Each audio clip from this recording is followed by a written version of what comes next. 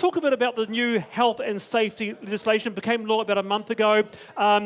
Is it a bit too full on when sort of business owners now have to sort of be coupled with all this new type of laws they've got to deal with? Talked to a taxi driver, Barbara, this afternoon. He says now he's responsible for his passengers getting out on the wrong side of the car. What do you think about it? Is it too heavy-handed? He's managing his risk, and that's all you have to do. You have to identify your risks and management. And I've had the same thing with taxis down here. If you're getting out and there's cars flying past you, you're much better to manage your risk. But he's a small business person, and the onus is going entirely on him. Yeah, look, it doesn't actually take that much effort in terms of cost to tell somebody to get outside that side of the car as opposed to the other side of the car. You know, we overthink this stuff sometimes. It's a cultural way of thinking about keeping people safe. I'm quite comfortable to get out the other side. What about you, Derek? Are we going to see teachers or principals sued because of something that happens in the playground? Absolutely, and people are getting scared about that. People are getting scared about those situations now. We've got a situation where we've got, and I just want to make it noted that New Zealand First was the only party that voted against this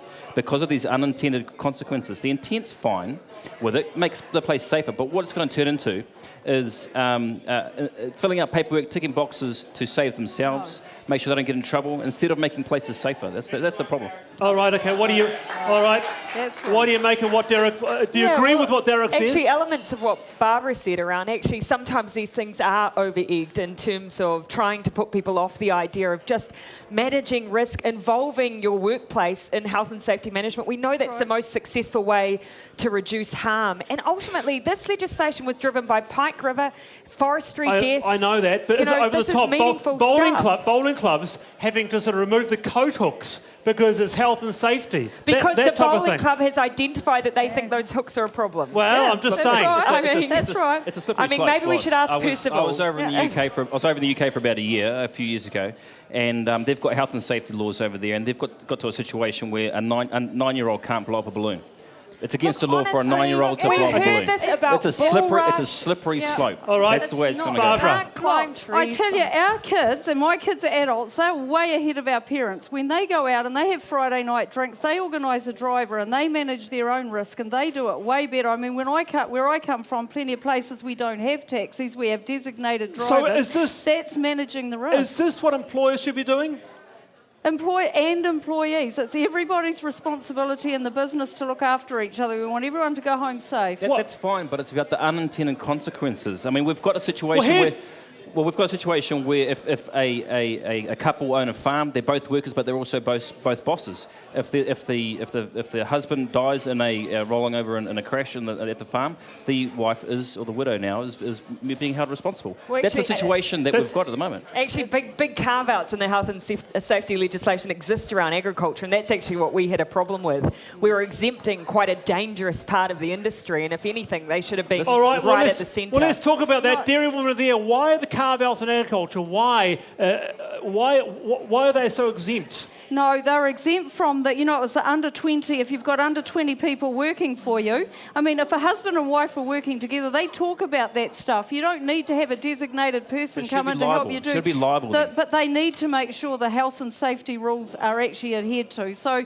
they're not being forgotten. Every farmer has to adhere to health and safety, just like everybody else does. They are responsible. All right, okay, we'll come back to you and your thoughts on this. But Hayley, you got a guest? Yes, I have got a guest, Claire English. She's an attorney specialising in employment law. Is this going to make our society more litigious? No, I don't think it will. But I do think what it does is challenge people and businesses to really see health and safety as a leadership issue, not as an operational issue, not as an afterthought, but as really top table and to really tackle the thought leadership that comes around making people safe at work. So being safe at work, does this mean things like Friday night drinks or extracurricular activities are a thing of the past? No, I don't think that's right. If you're dealing with after-work drinks and alcohol is the only consideration, it doesn't include things like team building, maybe you do need to have a little bit of leadership around the top table. But you should be really looking at managing your risks and making sure that your workmates are safe. That can be done really easily if everyone thinks about it and contributes. So you're saying more team building, maybe some more mental health activities around rather than Friday night drinks. Is that what you're saying? Well, I think all of that is part of it. Mental health is now a really specific aspect covered in the new Health and Safety Act, and workers and employers need to be planning for that.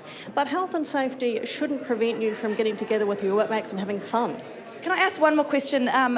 Darroch said something about the couple who are farmers, one person dies, the widow would be responsible for that. Is that true?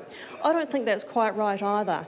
Really, I would agree with the comment that the new law is about identifying and managing your risks. If you've done that, you might still have an accident, but you're going to be able to show that you've taken all those steps to try and prevent it, and that really counts for something. So you've got to get your paperwork in place. Yeah, sure do. What about... Very good, thank you, Claire. What about that? Work drinks Friday... But do you see how that was just purely, you can show you've done your paperwork. That's all that it's about. That's what what it will turn into is paperwork so that they're okay. And it's not about the health and safety. That's the problem with this legislation. It comes from a very, very important topic, forestry. Shocking. Yeah. So you're not respecting the fact, Darroch, that this is the health and safety legislation comes from a very, very concerning background. No. We've got a terrible record in health and safety in New Zealand, and you are not acknowledging it. I said right at the start that we actually back the intent of this legislation. It's the unintended consequences because of the way that legislation is currently written that will end up with the situations we've been talking about. We understand there's a big problem with agriculture and forestry. We understand that. We want that to solve itself. Jacinda? Well, look, we know that the evidence says that the best way to embed a decent health and safety culture is to really involve those who are working on the ground in directly doing that forestry work rather than people who are just managing a health and safety plan out of a porticom. So that's a really important part of the bill. I actually just want to go to the audience for a bit, Hayley. Do you think the new health and safety is a bit over the top? You know, sort of cords, we've been told the cords are a bit messy on the ground, that type of thing, or work drinks at the office on a Friday night, you might have to be a bit careful. Is it a bit OTT bowling clubs removing the coat hooks? What does the audience think? Well, I'm just here with some audience who are watching you on the telly and talking to me. What do you think? Are we turning into a nanny state?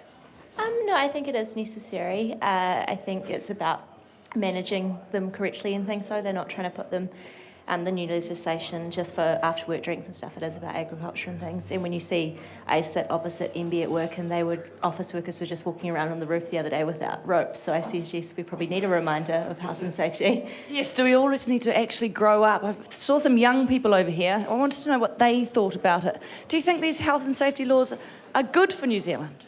I don't really think that there's anything that can be bad that can come out of it.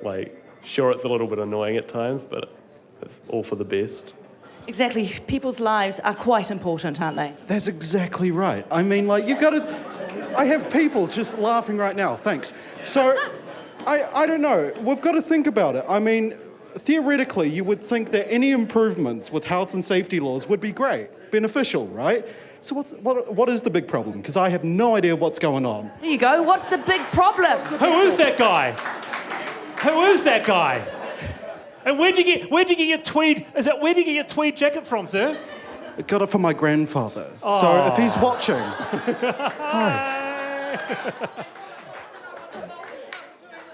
That made them so dangerous. What was the bowling club doing with the hooks? Well, you know when you sort of... Percival, a New Zealand First member, 81, he writes to the show. You go to the bowling club, Percival, and he walks up against the coconut like this, and he impales himself. Is that not right? Well, they risk managed if they took him down.